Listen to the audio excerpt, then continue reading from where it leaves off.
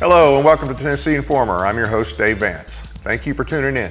Tonight we begin a new feature of the show. We're calling it Announcements and Updates. We will announce upcoming events for like-minded organizations, followed by a few minutes of updates or commentaries on issues affecting our state. With that being said, here's the first announcement. Henry County Republican Party Second Amendment Rally, Saturday, July the 22nd, 5 p.m., free hamburgers and hot dogs at the Enoch Building in Henry County Fairgrounds, Paris, Tennessee. The speaker is Richard Archie, the West Tennessee Director and primary lobbyist, volunteer lobbyist that is, for the Tennessee Firearms Association. Special guests include Congressman Mark Green, Senator John Stevens, Representative Tandy Darby, Representative Jay Reedy, and others. Richard will be speaking regarding the principles and law-related Second Amendment protections of our God-given rights to keep and bear arms. Richard is an exceptional and engaging speaker you will not want to miss. He will also discuss measures citizens can take in effective support of the Second Amendment, which will be shared. In addition, our elected officials will provide updates regarding the August special session of the General Assembly, called by Governor Bill Lee with the intent of passing red flag legislation. In the interim, news and updates regarding the August special session can be found at the Tennessee Firearms Association News, TennesseeFirearms.com. Make sure you go look at the podcast on there, especially the ones with the legislators. And if you don't see your legislator on there, ask them why not. As noted previously, Governor Lee continues to lobby both Republicans and those on the left who advocate for gun control. The national effort to mobilize gun control proponents to turn out in force for the special session is also continuing. Please plan on coming and bring at least 5 people with you. God bless America. I also want to mention that there is an actual radio station in Lawrenceburg, Tennessee, WDXE, that has a very conservative talk radio program that the local Republican Party does every Wednesday from 5 to 6 p.m. As a matter of fact, our guest tonight, Clay Doggett, was on there last week. The chair of the party, Brandon Taylor, is one of the hosts, and the secretary, Lawrence Sutton, is the co-host. These guys do a great job. They have great guests, and I can assure you they are not rhinos. You can hear from them on the radio or listen to them at WDXE 95.3 or 105.3 FM and 1370 AM, WDXE Talk Radio on YouTube.com. Also want to give you a little update about the annual fundraiser, or a reminder about the annual fundraiser for the Tennessee Firearms Association, September 9th. Ticket sales are already well ahead of last year for available seats, so if you're interested in going, you need to get your tickets now. Tickets are $80 per person, $480 per table of 6, or $640 per table of 8. This event will be held at the Farm Bureau Expo Center and the James E. Ward Agricultural Center on the Wilson County Fairgrounds, 945 East Batter Parkway in Lebanon, Tennessee. Go to TennesseeFirearms.com and click on the annual event to purchase your tickets. You do not have to be a member to attend. There's a lot of good information on that site as well about threats to our Second Amendment rights, to include the threat we face from Governor Lee's planned red flag session mentioned earlier. Now, I thought I was going to be able to tell you who the keynote speaker for that event was going to be. We're confident it's going to happen, but I can't announce it yet. But I can tell you it's a nationally known figure. So if you haven't already got your tickets, you need to get your tickets now, because once it comes out, there's going to be a mad rush. So I suspect that the announcement will be made this week. It might even be made while this show is going on or right after. But don't hesitate, get your tickets now. Back to the red flag session for a little bit. Don't take this lightly. Do not just assume that our legislature will do the right thing. Don't assume that this cannot happen in Tennessee. There's some things you need to keep in mind. It only takes 55 votes in the House to pass a red flag law. There are 23 Democrats, all of which will support a red flag law, no questions asked. While we have a Republican supermajority in the House, we have no shortage of rhinos and second butters. A second butter is somebody who tells you that they support the Second Amendment, but, and they give you an endless list of excuses and exceptions which tell you they really don't support the Second Amendment. The Republican supermajority in the Senate has killed numerous bills that would have made our state compliant with the U.S. Supreme Court's Bruin decision that defines what it means to protect the Second Amendment. The Biden administration also has money allocated to give to states that pass red flag laws. So some of those squishy rhinos we have could easily be convinced to vote for a red flag law, especially if their district's gonna get some Biden bucks, which of course that's our money. Also, the left will descend en masse on Nashville, creating a lot of pressure. Key GOP legislators in leadership have already suggested having to do something. It should scare you when you hear a politician say, we have to do something, because it's usually the wrong thing. We have to make known to our legislators now that red flag laws under any name are unacceptable, and that the primary for 2024 starts August 21st, 2023. We have to show up. Make plans now to get there early. Now, there's one representative, well, there's more than one. One of the representatives up there that is certainly not a rhino and certainly not a second butter, but a solid supporter of the Second Amendment, all around staunch supporter of everything American, is Clay Doggett from District 70. And Clay, thank you for being with us here tonight. Hey, thank you so much for having me. Appreciate it. Now, you represent District 70. That's Lawrenceburg, Giles County, and where else? I'm sure I'm missing something. I've got all of Giles County, about a little less than half of Lawrence County, and about the same of Lincoln County. Lincoln is new to me this year because of redistricting, so I was very glad to pick up that portion of Lincoln County. Now, this is what, your second term? I'm in my third term. Third term, okay. And how did you get into this? I know you were law enforcement, now you're making laws. How did that come about? Well, when I was in college, I ended up double majoring, and there's a long story about that, but I double majored in history and political science. And when I was in the political science world, there's several different courses of study that you can kind of focus in on in that realm. And one of those was state and local government. And I really had a liking to that. And so while I was in that course of study and finishing up, I said, you know, one day if I'm ever in an opportunity to where I can at least try to serve my community by running for a public office, I would like to try and do that. And so as luck would have it, owning my own business, it kind of freed me up, and I had some really good patriots that came to me and asked if I would consider running for this seat. Excuse me. And so I told them if I'm going to run, I'm going to need a lot of help. So I got my signatures and got on the ballot, and had a lot of help to get through and pull me across the finish line. Well, I'm glad you found help, and I'm glad we got you in there. You have been solid from everything that I can see. Now, you're the chair, I think, of the Civil Justice Subcommittee? It's Criminal Justice Subcommittee. Criminal Justice Sub, okay. And you're on some other committees as well. And most of the gun bills come through your committee or subcommittee at some point, right? Well, that was the hope. It seems that since I've been in that committee, most of those gun bills go through the Civil Justice Committee. And so this last year, there were a couple of representatives that were working on what we would consider true constitutional carry. Right. And we thought that the deck was stacked to come through our committee. We were really excited about it. They were very careful about how they drafted those bills to make sure that they were dealing with criminal penalties. But in the end, it ended up they both went through civil committee. So I never had an opportunity to vote on those bills because they went through the Civil Justice Sub and Civil Justice Full. Aren't things like that kind of normally set based on the type of legislation, or is that something that fluctuates? It's both. It's based off of the type of legislation, but also they go through and look and see what the language of the bill is doing. And so the way it was explained to me, if it has anything to do with the criminal penalties, whether it's removing or adding to, it would come through criminal justice. If it's telling you when, where, and how you can carry, it goes through civil justice. If it's a combination of both, they kind of weigh them out and see which way the language is leaning more heavily. And apparently they felt like it should go through civil. So that's where they ended up.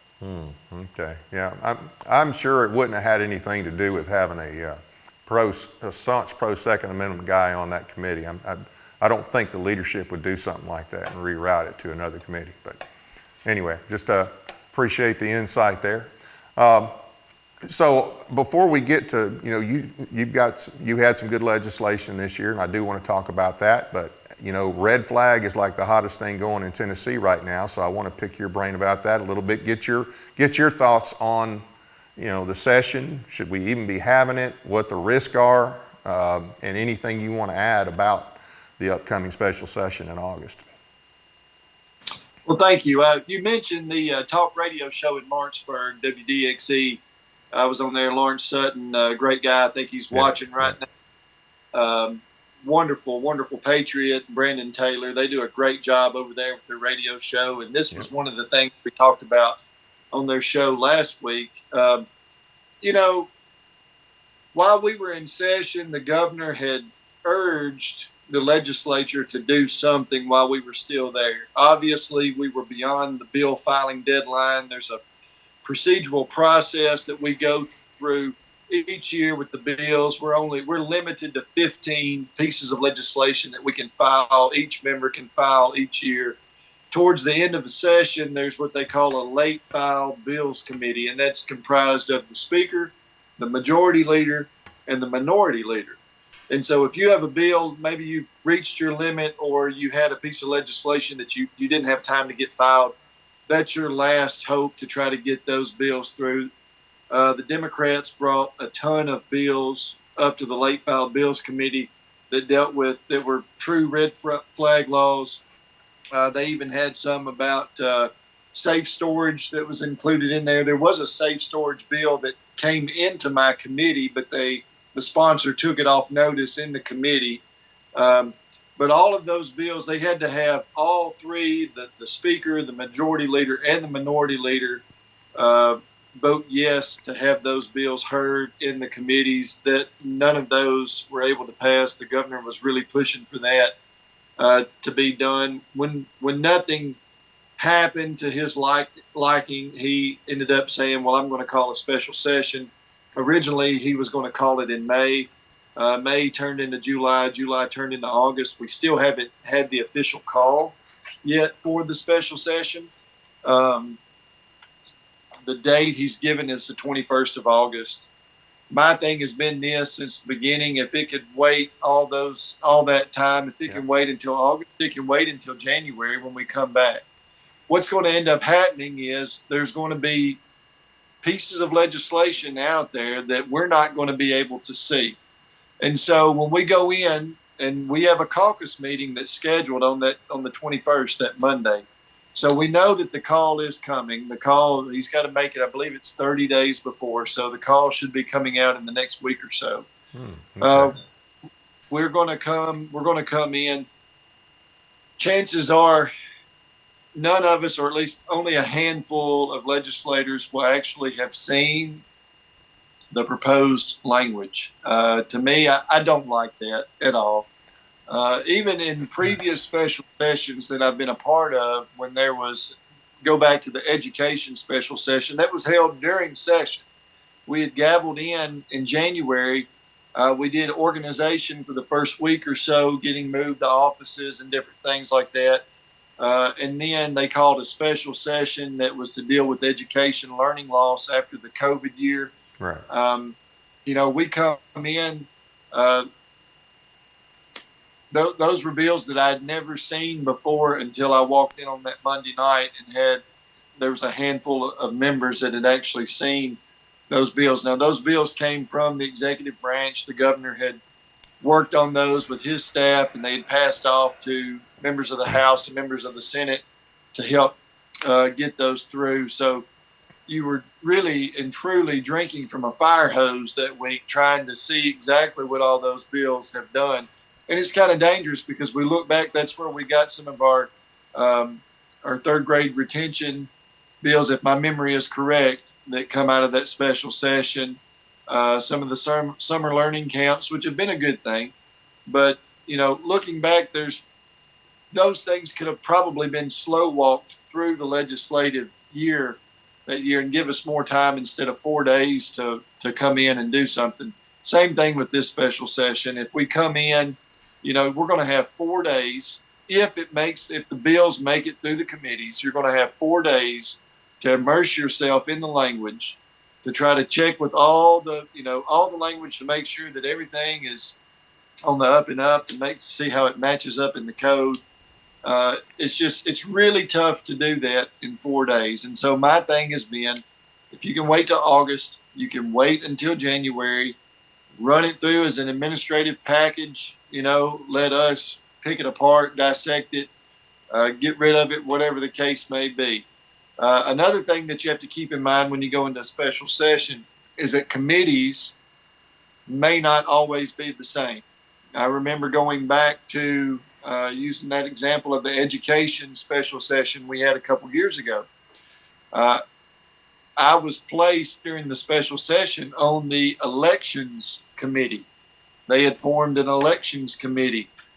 In that committee was a bill that dealt with opening up partisan races for school boards. And so that bill come through, and we voted on that and moved it on out of committee to finance, and then eventually out to the floor.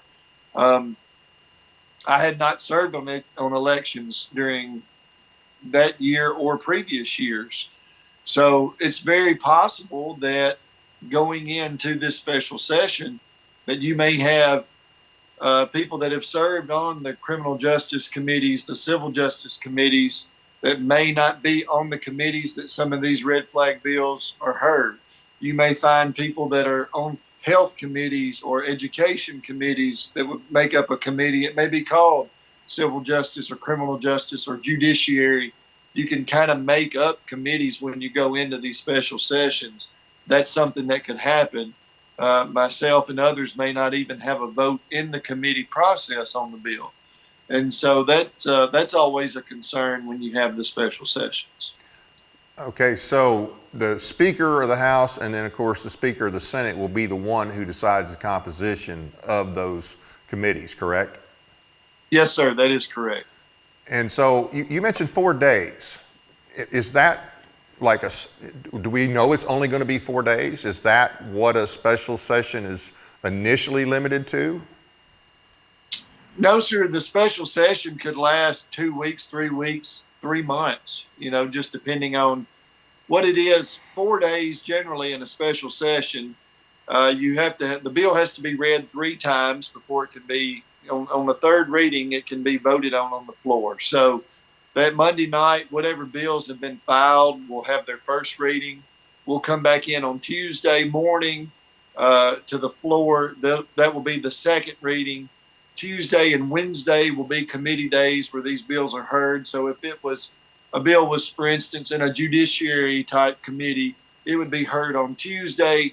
If it were to pass, had a fiscal note, it would move into finance committee either late Tuesday or Wednesday. It would move from there on to calendar and rules, which would be the final committee that it would go through to be scheduled on the following day, which would be Thursday. When we come in on Thursday, it would be on the third and final reading when we would actually have a vote on that bill. So, it could take 4 days. It could be held up in those committees for several days and then not ever make it, in that first week. So they would come back and bring us back additional days, maybe on Friday, Saturday, Sunday, put us into the following week. It could also, those bills could fail in that first committee that it goes through. And so there may not even be a final day, because if the bill fails, there's no reason to continue with the session. Right. Now, you said you guys are not likely to see the bill before the first day. I mean, why could you not see it ahead of time? Why could the Speaker not say, okay, Governor, you're going to call this session, but we need your bill 2 weeks prior? I mean, he had a bill a few months back. We're already in July. Why couldn't August 14th, we have to have your bill so that everybody has a chance to look at it, so that when we go into is there anything preventing them from doing that so that at least our legislators know what's in the bill before the day of? Not to my knowledge, there's anything that would prevent them from doing that, or otherwise keep them from not being able to hold it up until the day that it's filed. I know that once it is filed, it will be on the website, and we'll be able to see it then once that bill is filed.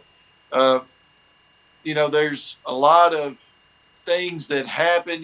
Members are already drafting different pieces of legislation that they're going to bring for that special session. The call has to be made first before you can ever file anything, and there'll be some filing deadlines that will be passed on to us. So it is very possible that maybe by Saturday or Sunday going in that we have an opportunity to see the language. But then again, we may not even have a chance to see it until Monday when we get there. Well, that is, and here's the thing that irritates me about this. You guys are limited to 15 bills, and I think that makes sense. Probably in a session, trying to carry more than 15 bills, I think that's probably not good. And hey, if anything, I think we need to start striking one bill for every bill we pass. But there's no limits on the governor. And the governor did not run for a legislative position. If you read our Constitution, it's not his job to legislate. And I remember back during his campaign, one of his campaign, I'm just going to call him one of his campaign clowns, constantly made the point that the governor doesn't pass legislation. That's up to the legislature. Well, that's true. Apparently he's forgotten that. But that irritates me when it happens every year, and it didn't start with this governor. It's been going on for years. But they carry, probably 40, 50 bills a year for him, if not more. So he's already kind of violating the intent of the Constitution. Not to say he can't make recommendations, because he certainly can. But then even calling the special session is supposed to be for extraordinary circumstances. Not getting your way is not an extraordinary circumstance. And I think, to me, that's one of the things that makes this whole thing that much worse. Plus, to add a little more insult to the injury, we have to pay for this on top of that.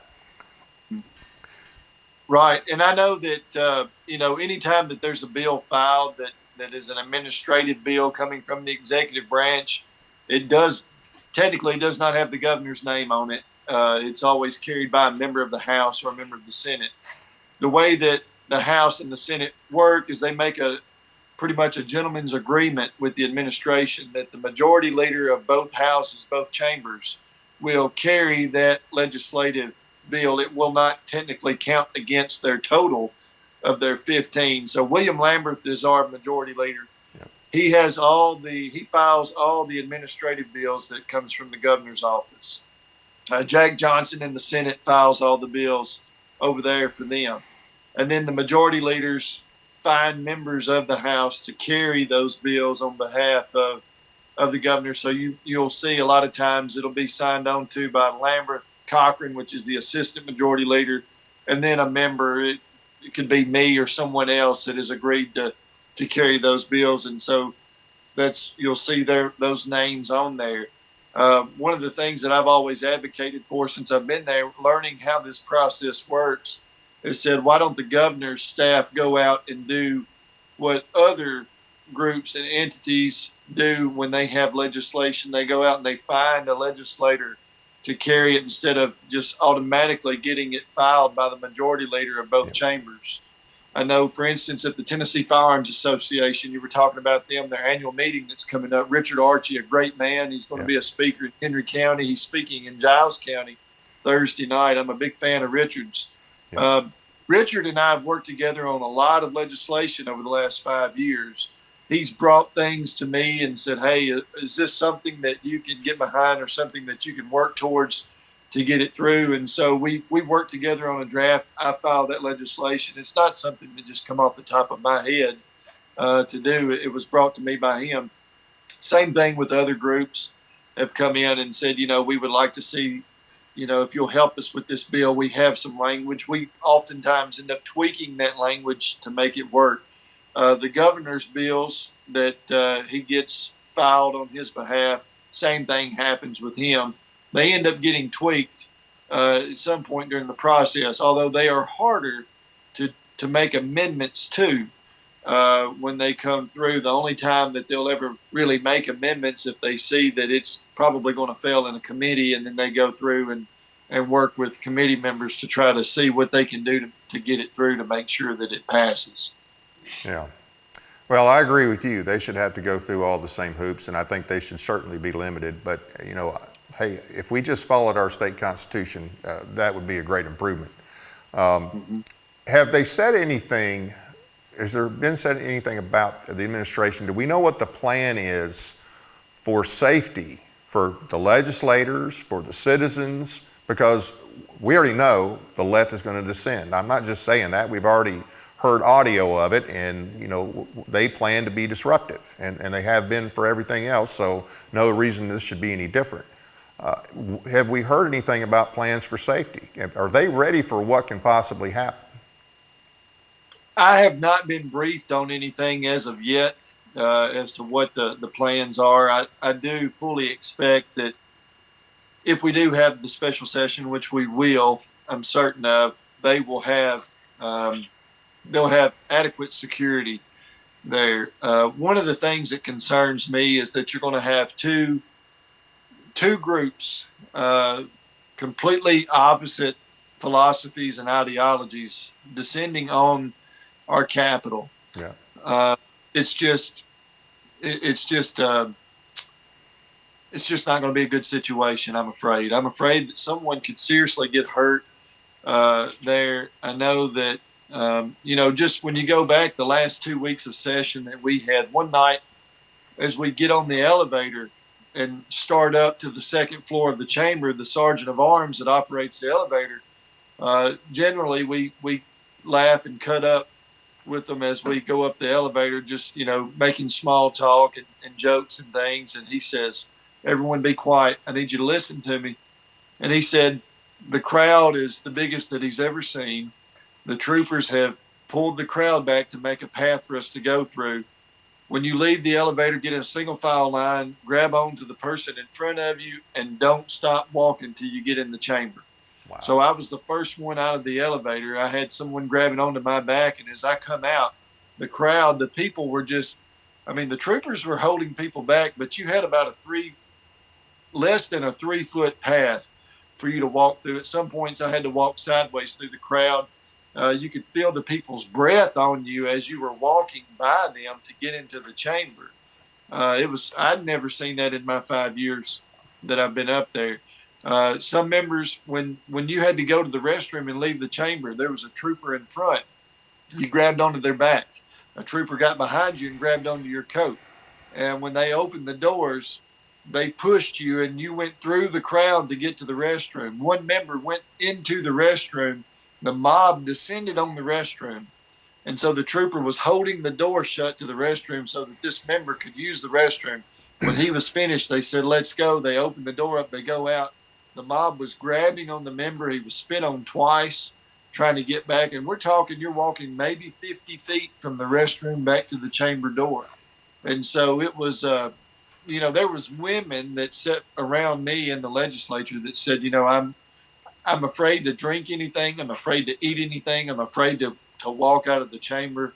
I'm scared. And a lot of people stayed in the chamber well after session was over that day, just to make sure that they had a group that they could be escorted with to try to get back safely. So I know that going into this, it's going to be a lot of the same thing that we're going to see. There's people from out of state that have said they're coming, both pro-red flag, pro-gun control, and then those that are pro-Second Amendment, pro-freedom that are going to be there as well. And so I just hope, it is my hope and prayer that everyone is going to be safe and civil, but you've got to always expect the unexpected when you go into these situations. And whose decision is it to allow people who are not from our state during a special session to come into the legislature? I know you can't stop them from being outside, but there's no reason for somebody from out of state, especially when we're having a special session, to come inside and take up space from citizens. Why is that even being allowed? Right. Well, that's a good question, too. That's one that I've often asked. I know that the way the Capitol building works, technically it is the first floor is under the governor's, I guess you could say, purview, control as to entrance in and out. There's metal detectors. There's one entrance that People can come in through the door. There's a second entrance from our building, which is a tunnel that comes in, and you have to go up an elevator. Both places you have to go through a metal detector, but I do not believe that they check people's identification before they come in. The second floor falls under the Senate, Lieutenant Governor, and the Speaker of the House as to who is, how that is operated on the second floor. I've been asking questions about, when I went to Washington, D.C. several years ago, around 2006, 2007, the only time I've ever been to the Capitol on a trip like that.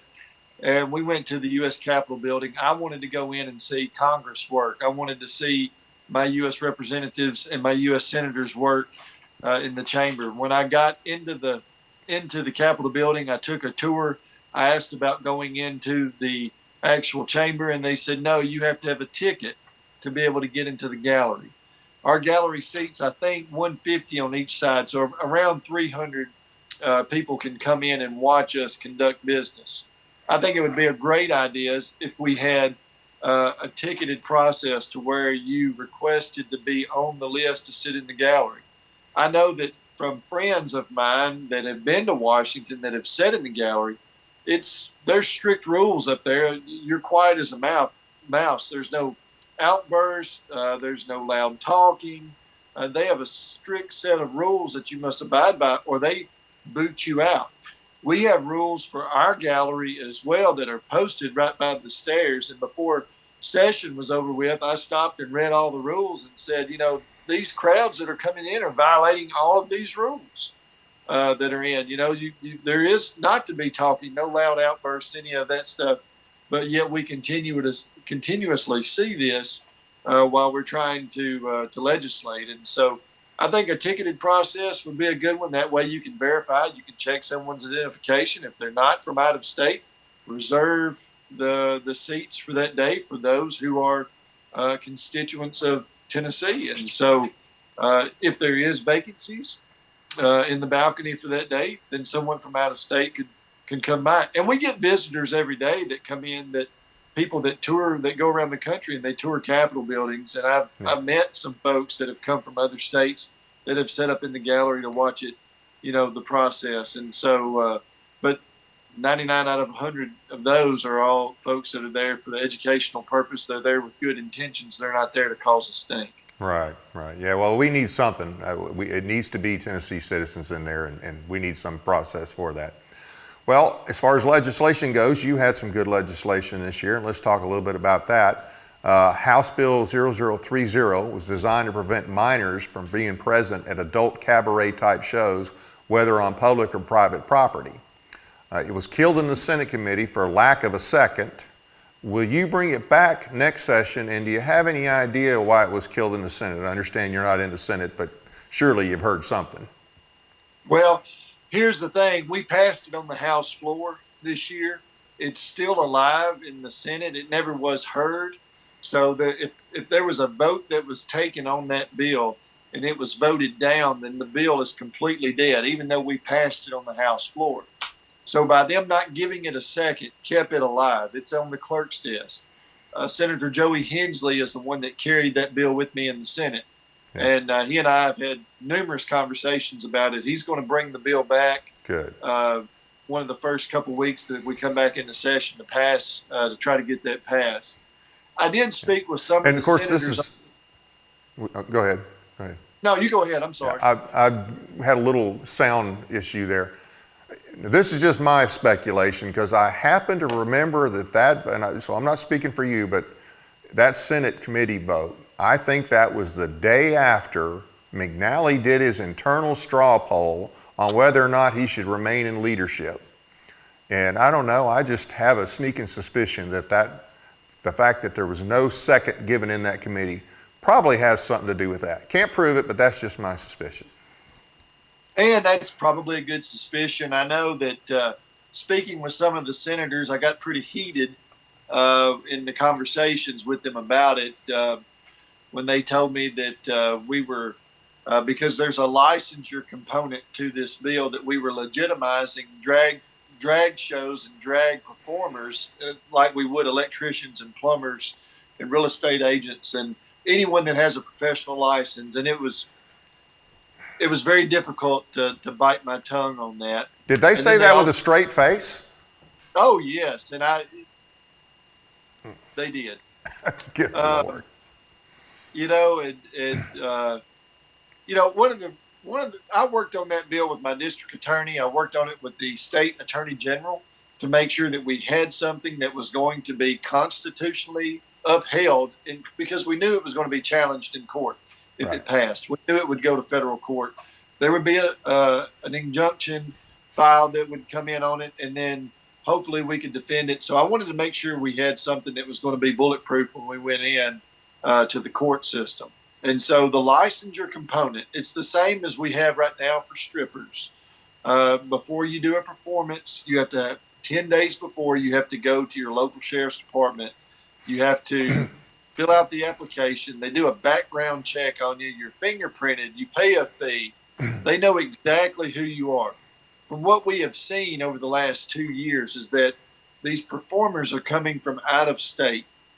People are compensating them. They're paying for them to have gas money. They're putting them up in hotel rooms, these performers. And all we know is a stage name. People don't even know what their real names are. And these people were performing lewd and provocative acts in front of children. What I would really like to have done is found a way to prosecute parents for bringing children in to see these acts, these performances that are being done. But we went this route because there was a licensure component to it. We would know exactly who they were. We would know if these people were registered sex offenders from our state or other states. Okay. By them coming in there. But these senators said that we were legitimizing a profession, and they cited the fact that we had already passed a bill that dealt with adult cabaret performances that was carried by Leader Jack Johnson over there in the Senate. And so they were okay with that. Both bills, my bill, his bill, went in different sections of the code. I started working on mine a year ago in June, after we had a local event here where there were performers that no one knew who they were. There were children there. They were putting dollar bills into their undergarments. It was really bad. The public here was outraged. We began working on something. Our district attorney said the current laws that we have for adult cabaret performance, they had spoke with then Attorney General Slattery. They said that, it wasn't anything that they could really prosecute because it wasn't going to hold water the way the code was. So we went to work trying to address that situation, to address those issues in the code. And while we were working through that process, it was several months, I think it was October, someone had screenshot a tweet that come from a news source that there was a bill that was being drafted that dealt with adult cabaret performances. So I immediately called my assistant and I said, "Have you leaked what we're working on?" And she said, "No, this is coming out of the Senate." So it was Jack Johnson's bill. And so we had conversations about how we could make sure that our bills, the language flowed together so that the two could exist simultaneously in the code. And we worked really hard to make sure that happened. And theirs passed through in the early weeks of session. Ours got held up a little bit going through the session, and then it ultimately was never given a second in the Senate committee. Yeah. So that was House Bill 0030, and I think you said that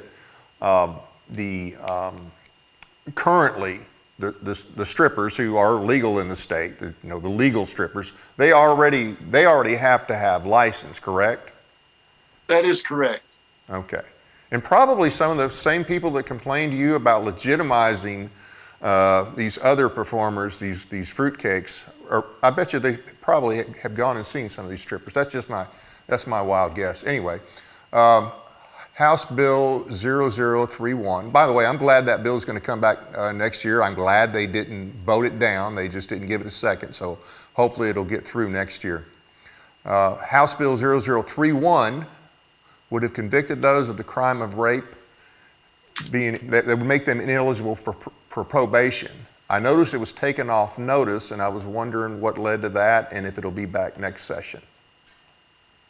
Right, yes, sir. I plan on reintroducing this one again this next session. All I have to do is put it back on notice in that committee. It was in the Finance Committee. It had passed all the way through the criminal committees to get to Finance. The reason why we took it off notice there in Finance was because it did not have funding. The Finance Committee did not choose to fund it because there was, unfortunately, a high fiscal note, meaning that there are a lot of rapists out there that this would make them, going forward, for those convicted after July 1 of this year, they would be ineligible for probation as a condition of their sentence. And so I plan on bringing it back. I hope that we can convince the members of the Finance Committee to fund that in the budget going forward, and hopefully we can get it through. Okay, now, and of course we know anybody that follows legislation much, finance is always a hurdle. What was going to be so expensive about that? Did they explain that, or they just killed it? It was, they never did take a vote on it. When they come out with the budget, all the money that we had allocated that was going to be used for funding different things, the Senate and the House Finance Committees come together. They work through the budget to see what can be funded, what can't. They go through the bills that are pending in Finance Subcommittee. They go through and pick those out. This is a bill that Brandon Ogles had brought a few years ago. It suffered the same fate. He had worked really hard to get the fiscal note down. I think it was to like $59,000. And in doing so, he made some various changes. I went back with his original language that he had and got it back into Finance. The fiscal note was over $1 million, I believe, for that. So I'm hoping that's when you have a $50+ billion budget, $1 million is a drop in the bucket. And so I'm hoping that going forward this next year that we can get this funded so that we can address this one issue here for sure. Oh yeah, especially when we can give $9 billion to Ford and I guess billions to a stadium. So yeah, I would think so. House Bill 0702, the will kill pill bill. Can you tell us about that law? Yeah, the One Pill Will Kill Act. That was a bill that was brought to me from the District Attorney General's Conference. It's fentanyl. We increased the penalties on fentanyl and fentanyl analogs. And so where the title for that came from, the One Pill Will Kill Act, we had Representative Powers had filed very similar legislation to what I was carrying on behalf of the Attorney General's Conference. And so he and I teamed up together. He wanted to amend it to name that title. And so we did that to do it. But fentanyl is one of the leading causes, drug deaths in our state. There's a lot of it that's coming over the border that's getting into our state. And so we're trying to increase those penalties and see if we can't curb some of that, reduce the death rate on fentanyl, but also those that are bringing fentanyl in, those that are selling fentanyl, that we're going to go after them and put them away for a long time. Very hefty fiscal note that tells you how much that it was fentanyl is an issue in our state. We got that funded in the budget this year, and it'll be reoccurring going forward because we were able to do that. Good. There's another consequence of our open borders, or at least partially. Exactly. House Bill 0704 expanded the powers of TBI to investigate Medicaid fraud. Right. Is that, I know Medicaid fraud is, pretty prevalent. What was the expansion? What was the focus?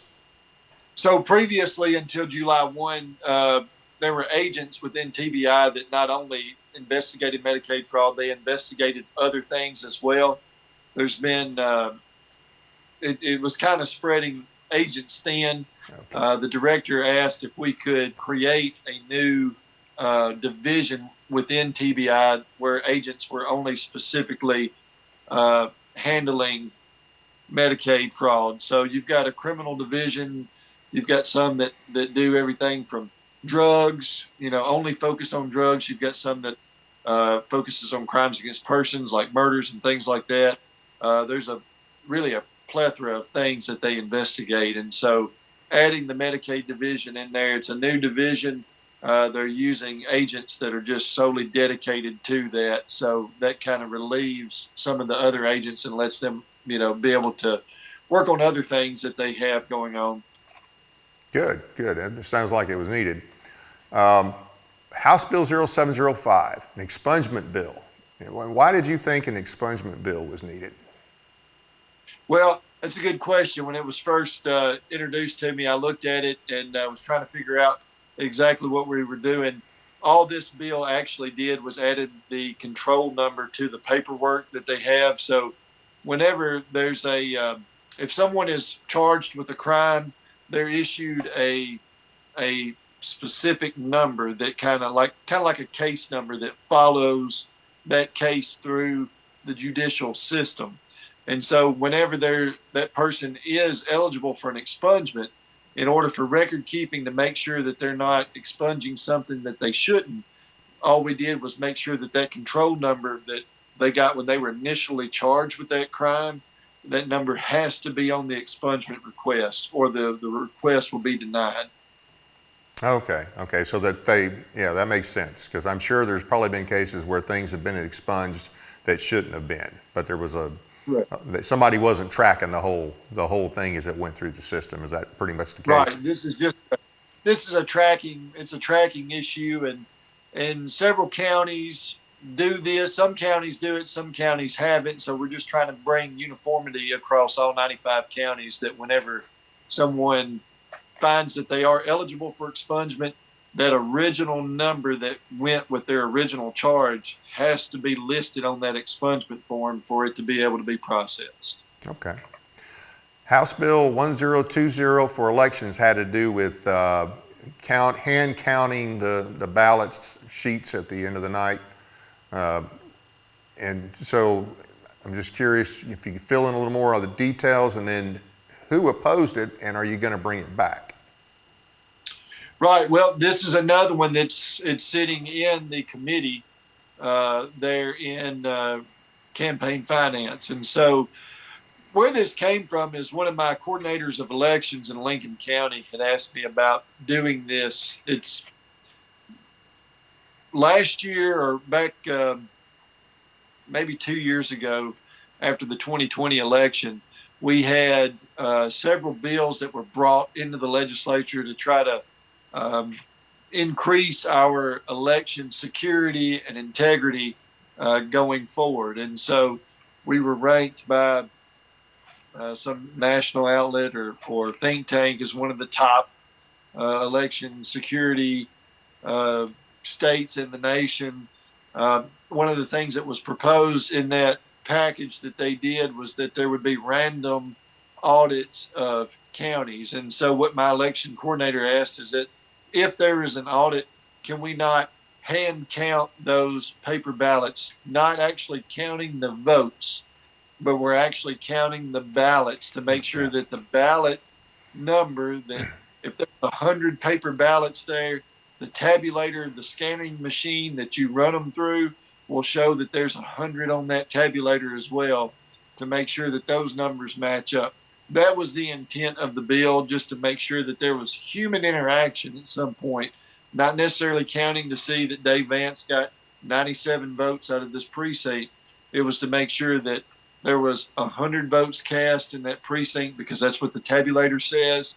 We were able to count out one page at a time. Yep, there's 100 there. Nope, there's 99 here. There's 103 here. Whatever the case may be, to make sure that it's all adding up. The bill failed the day, I believe it was the day before I was due to present it in campaign finance. It failed on the Senate. It failed. I believe it failed for a lack of a second, which means it's still alive, just like the adult cabaret bill. It's still alive over there. I went ahead and took it off notice on the House side, the day of that fate that happened over in the Senate. So we're gonna push forward and see if we can't bring that back up again this year. Yeah, well, that definitely sounds like one we need. And so you had some good legislation, got some through, and you're going to come back and fight again next year. And I appreciate the good, solid stuff that you push. House Bill, and I don't know that it's on this list, but House Bill 0726, that was Bud Halsey's sovereignty and nullification bill. And you were a co-sponsor, Restoring State Sovereignty through Nullification Act. And I'm sure you were there when he gave his presentation. I think every kid in school should be forced to listen to that. Matter of fact, I think most of our legislators should be forced to listen to that. He did a great job presenting it. So let me hear from you why you thought it was important to support this bill. Well, first off, if you have not had Bud Halsey on your show, you need to get him on. He was my second guest. Well, I'm telling you, he's fantastic. Yeah. Yeah. And just when the man speaks, he tells a lot of jokes. He's a funny guy. He's a former law enforcement officer too, but he is just an excellent orator. And when he gets up there and speaks, he's kind of like John DeBerry was when he spoke. You could hear a pin drop. Bud can just lay it out there the way that it is, and in such a simple way that everyone can understand, and in such an elegant way that he'll say things that you'll never forget. I had a nullification bill 2 years ago. Janice Bowling and I carried one together. We tried every way in the world to figure out how we could combat this federal overreach that we were experiencing. I knew that right after the elections, or that when Donald Trump had lost to Joe Biden, that there was going to be a lot of overreach that was going to be coming onto the state level. And so we began immediately working in November, 2 days after the election. We were working with legal to start drafting some legislation. We had a very good piece. I thought we could not get it through the committee process as it was written. The Senate, again, same thing happened in the Senate. We were moving it in the House. It failed over in the Senate for a lack of a second. So I was glad Bud had reached out and he said, hey, you had a nullification bill. I'm looking at doing one, but going a different route. And so when I saw the language, I said, man, this is great. You've hit it right on the head. And so a lot of times members will carry bills 1 year and not ever come to fruition. Another member will get it the next year, make tweaks and changes, see, what worked and what didn't, maybe have better ideas. And so this I thought was an outstanding bill that Bud had. I was hoping to see it cross the finish line, but I'm sure that he's going to bring it back this year. Oh yeah, he said he would. And here's the thing that was really frustrating to me is that, and I'm sure you remember this, in 2021 during all the COVID garbage, there was a House Joint Resolution, I think 9005, can't remember, but basically it was sponsored in the Senate by McNally, in the House by Sexton. Almost every Republican in the legislature voted for it. Now, it's just a resolution, doesn't have any teeth per se. But they laid out, all the principles and the justification for nullification and all the references to state sovereignty that we do have in our Constitution, in our U.S. Constitution, they were there in that resolution. Well, all Bud Halsey's bill, Representative Halsey's bill, did was create processes for the legislature to do what they already said they had the right to do and what they believe they should do in certain circumstances. So that's what was really frustrating to me was, hey, you guys said you believe all this. He's not bringing up something that's out there or something that you guys have never heard of, something that they already approved it. They already said, we agree with this concept, and they made it clear in the resolution. It was not limited just to taking the federal government to court when it oversteps its bounds. It was, right. Okay, look, we're not going to cooperate. We are sovereign. The things that the Constitution specifically gives to the federal government, they belong to the federal government. But if it doesn't go specifically to the federal government, it stays with the states. And people have got to understand that. We've got to push for that. I know Representative Halsey is going to bring it back again this session. We talked to him about it. And I'm sure you'll support it. Matter of fact, I do want to thank you, and I want to make a little plug here. We have an organization, statewide organization. It's really just a website. It's Tennessee Citizens for State Sovereignty, tncss@.weebly.com. And our main point reference for communication is tncss.substack.com. And all we're trying to do is educate the public on there. And we have asked legislators like you, and you've agreed to allow us to use your name. And we have several others on there. We have Jay Reedy. Obviously, we have Representative Halsey, Senator Bowling, Senator Hensley signed on, Representative Reagan earlier today. And so we want to show people that there is support for this and need for this. And, you know, I think in terms of turning our country around, it's going to take two things, and this is my opinion: divine intervention and state intervention. The states are the only way to keep the federal government in check. And we're not talking secession. We're not talking shooting anybody, although there's no shortage of people that deserve it. We're not talking that. We're talking basically upholding the Constitution. That's what we're talking about. So I appreciate your support for that. I appreciate you coming on the show and all the good work you do up there. And I'd love to have you back again sometime. Absolutely. Thank you for the opportunity to be with you and with your viewers. And, you know, it's a great honor to be able to serve not only the people of my district, but the people of this great state. Yeah, and you do a great job of that, and we appreciate it. Thanks again. I do want to say one thing for the audience out there. We started off the program with announcements and updates. If you are a like-minded organization, meaning a conservative organization, and you have an event coming up and you want us to advertise it on Monday night, you need to let us know by Friday. And the email is tninformer.tv@gmail.com. That's tninformer.tv@gmail.com. Thanks again for being with us tonight. Next week, our guest will be Jeff Cobble from East Tennessee. He's a constitutional scholar of sorts and a very successful lawyer. He's one of the good lawyers. Not all of them are good, but he is one of the good ones. So we hope you enjoyed this week and hope you'll be back with us next week. Thank you very much.